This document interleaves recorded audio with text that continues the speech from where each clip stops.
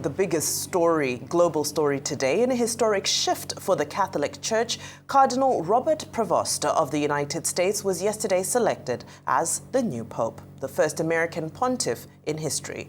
He will be known as Pope Leo XIV. In his first remarks as Pope from the balcony of St. Peter's Basilica, Prevost, a 69-year-old from Chicago, called for peace and paid tribute to the late Pope Francis to a roaring crowd. President Bola Tinubu offered his warmest felicitations to His Holiness Leo XIV on his election as the Bishop of Rome and the new leader of the Roman Catholic Church. The president, in a statement issued by his advisor on information and strategy, Bayo Onanuga, also congratulated the conclave for electing the American as the 267th Bishop of Rome. President Tinubu rejoiced with the leadership and congregants of the Catholic Church in Nigeria on the historic election of the new pontiff, whose message of faith and hope, he said, already resonates across the globe with a reassurance from the scriptures of a more peaceful world. Well, now closer to home, the International Monetary Fund, the IMF, yesterday officially reacted to news making the rounds about Nigeria's indebtedness to the multilateral institution and confirmed that the West African country has indeed fully repaid the $3.4 billion emergency loan it received in April 2020 under the Rapid Financing Instrument, RFI, extended to cushion the impact of the COVID-19 pandemic and a sharp drop in oil prices. However, the fund, in a statement by its resident representative in Nigeria, Dr. Christian Ebeke, pointed out that Nigeria was expected to honor some additional payments in the form of special drawing rights charges of about $30 million annually. The IMF had removed Nigeria from its list of debtor countries, according to a report titled Total IMF Credit Outstanding Movement from May 1, 2025 to May 6, 2025, obtained on the multilateral institution's website on Wednesday. Now, the Minister of Health and Social Welfare, Professor Ali Pate, has been named by the Time 100 Health list of the world's most influential global health leaders 2025. The minister is among the health list honoring leaders, innovators, advocates, and change-makers whose work are transforming health systems, advancing medical science, and improving lives worldwide. Professor Pate's selection acknowledges his decades-long commitment to health equity, system reform, and primary healthcare advancement. Also named is Ladidi Bako Ayegbusi, the Director of Nutrition Department, Federal Ministry of Health and Social Welfare, for her pioneering leadership in advancing national nutrition policy and driving systemic food and nutrition reforms. A very special congratulations to them. We saw Nigerians on the Time Influential People list. Now to see two Nigerians on the health list as well just shows that the fabric of what Nigerians made of is winning. It's a winning fabric. It's so strong. I'm so proud to be a Nigerian. It runs in my vein every time. It's a love affair. I get passionate about it. I love it. You know when you love it the most is when you leave this country and you're coming back home and the plane is about to touch down and you see the green grass of home. You can just hold that specter of a moment in your heart forever. God, I thank you for making me a Nigerian, and it's a privilege. And that's why I keep on speaking for its greatness. Because I know innately in this country is a power of greatness that is unprecedented, has never been seen before. And I know we'll get there. The road might be long, the journey might look like it's going to tarry, but I will never, ever relent on this love I have for my country. Today, we celebrate Ali Pate. He's done a lot from the days in Gavi. And guess what? With the work he's done in Gavi, don't also forget that in Nigeria used to be a chair on the Gavi board. That's Ngozi Okonjo-Iweala before she went to WTO. So it just shows the great, sense of duty, the understanding of duty Nigerians have. And he's now running the healthcare system in Nigeria. He's made some strides. We can only hope he will do more. And we can only hope that we're able to provide health that will cater to the very barest minimum in our society. So we celebrate this recognition in the healthcare sector. We're never in doubt. And constantly, we've had many pioneers in the healthcare sector, the likes of Professor Adeoye, Lambo of this world, that have held higher position in the healthcare industry across the world. Today, we would also talk about the Pope. Somebody was making a joke the other day, once the Pope was elected, that we didn't hear of ballot block snatching in the papal election. We didn't hear of anything of some sort. We didn't hear that people say, oh, we disagree. Once they saw the white smoke, we had, Robert Prevost and Cardinal Prevost. He's firm. There's a tweet yesterday that says he had criticized J.B. Vance in the past that says Christians do not rank the kind of love you have. So definitely it's going to go at loggerheads also with the top political leaders in America when they don't do right. Just like Bergoglio was not always in great terms with the Argentine president. And it's only fine. He's chosen the name Leo XIV. Pope Leo XIII was a social crusader, fought for the poor, died in 1903. Was about Pope from 1887 to about 1903. He's going to go in that stead. He's a moderate. He's going to bring both parts together. And the church is evolving. Do you know that when Pope John Paul became the Pope, he was the first non-Italian Pope in over 400 years in the church in 1978. Since then, we've had all non-Italian popes. So he is coming to bridge a gap between the moderates and the conservatives, the two arms of the church. Also, another very interesting thing about him, he's in that sweet spot. I call it that sweet age. Because you're sure if anything doesn't happen to him, he can live another 20 years in the papacy. John Paul was about 68 when he became Pope, and he died in the early 2000s. He is about 69 years of age. So he's in that very sweet spot, and he'll be able to channel all his resources to the papacy.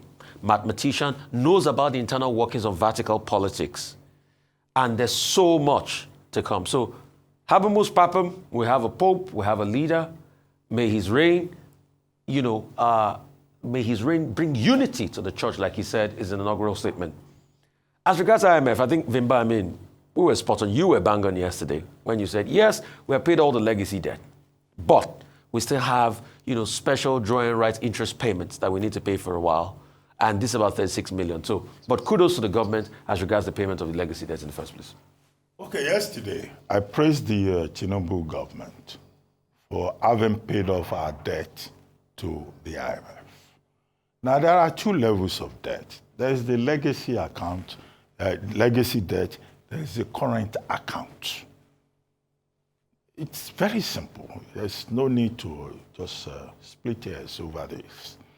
Now, the Tinubu administration has been able to pay the money we borrowed in 2020 with regard to COVID-19 and the sharp drop in oil prices.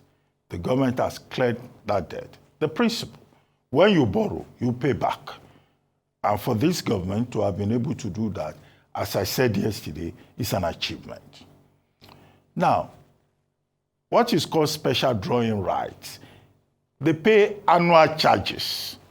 The simple common sense meaning of it is that for you to draw more money under the special drawing rights, you must pay the charges. And that's what the IMF is saying, that Nigeria has not paid the charges for this year. As at April, $30 million will still have to be paid so that, we can be in a good place and draw more money. That's just it. And then, of course, the same IMF had issued, through the Article 4 consultation, statement saying that, look, the Tinubu administration has been able to stabilize the economy, but that there are uncertainties. And these uncertainties, we all know what it means. The global uncertainty, which could be headwinds in terms of economic planning. There's no other way to look at this, in my view. Any other thing will sound funny. Now, the next thing, the Pope. Yes, we now have a Pope. Now, Dr. Prevost is the first American Pope, is the first Pope from the Americas, and is the second Pope from Latin America. Two, he's a moderate, a balancing between progressives and the conservatives. But the main task that he has is to continue with the reform of the late Pope, Pope Francis, who died on April 21, and also, of course, to address those issues about the future of the church. When he appeared at the balcony of St. Peter's Basilica yesterday, it was instructive that he talked about peace and that he talked about the unity of the church. What may have recommended him to the cardinals, because he has emerged as a dark horse, all the people who were mentioned as likely popes, they were not the ones that made it. He speaks about 5 languages: French, Spanish, English, Italian, Portuguese. And he also has a working knowledge of Latin and German, which means that we have a pope who can connect with so many communities in the world, even on the basis of his linguistic dexterity. And he's also a pope that has connections with Latin America, and that was why they were celebrating in Latin America yesterday.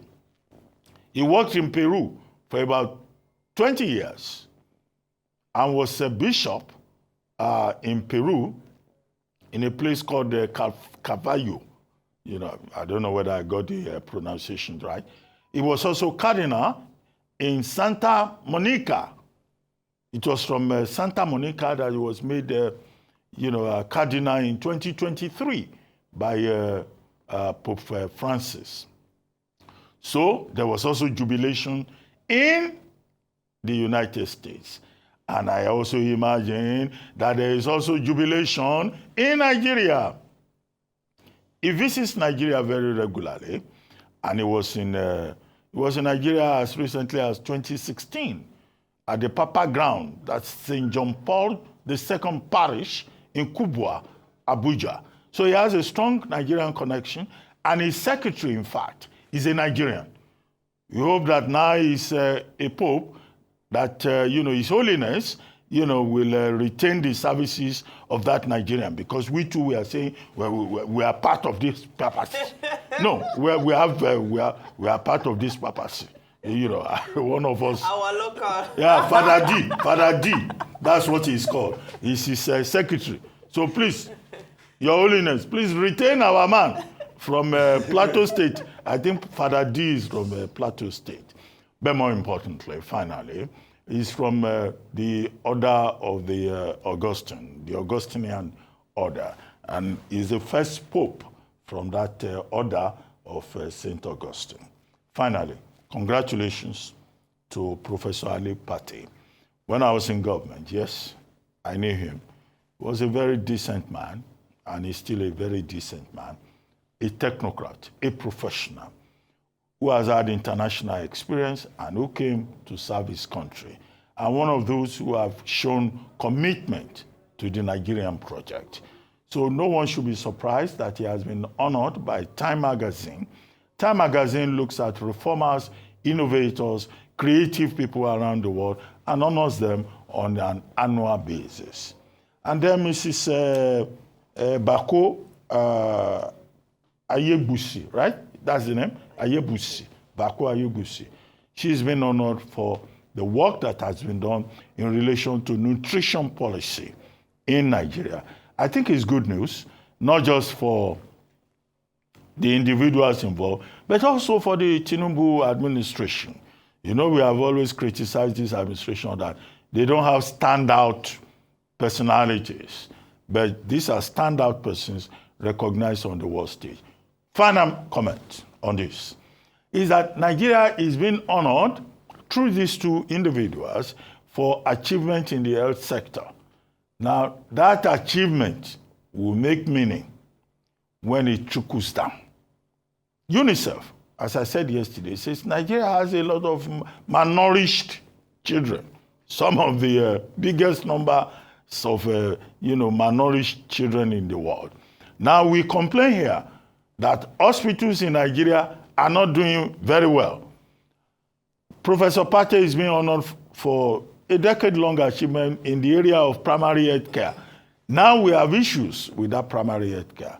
This recognition should translate into greater commitment to primary healthcare development, healthcare development generally, nutrition policy improvement in Nigeria. That is when we, the people of Nigeria, we say that, look, this is an achievement for all of us.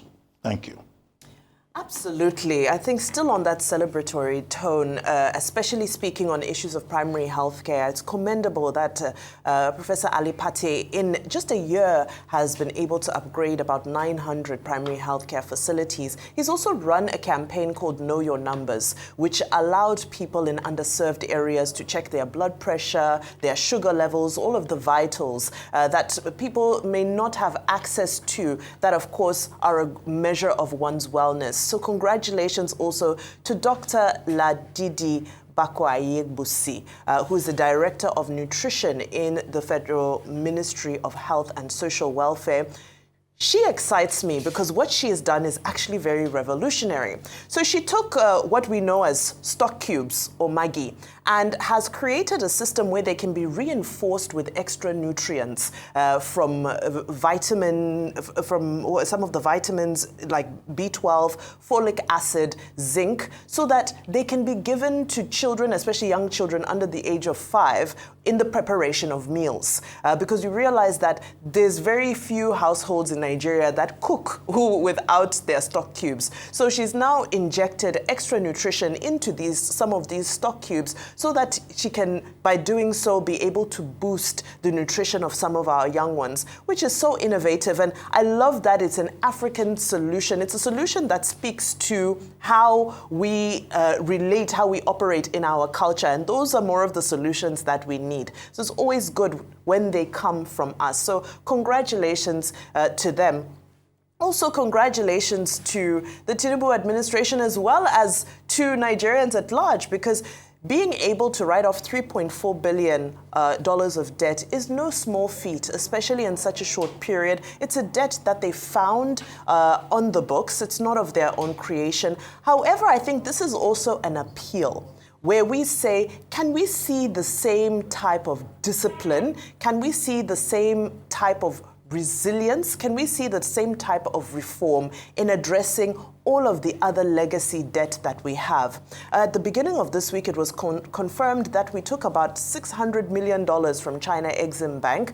This is to add to a number of other debts that we already have. So as much as, yes, it's notable that we celebrate one that has been cleared, we're still piling more up. And it's very important for us to exercise fiscal discipline and orientate ourselves away from a culture of borrowing and from a culture that is innovative in how we raise capital and how we raise revenue to fund our budgets and our various projects. And very lastly, I know we'll spend more time discussing the Pope a little bit later on, but most of the salient points have already been made. Pope Leo XIV, who is of the Augustinian order, so as much as he's known as a moderate or a centrist, the Augustinian order is very much about going back to the gospel. It's very much about following the gospel closely. In the past, he has made comments around some of the controversial issues that the church faces, homosexuality, gender identity, and so forth. And he has always toed the line that one should reference what is said in the gospel when managing these issues. Similar to Pope Francis, he also doesn't feel that women should be allowed to be ordained, but he also believes strongly in advocating for migrants. So a lot to be unpacked about Pope Leo XIV, and that will happen as the show progresses.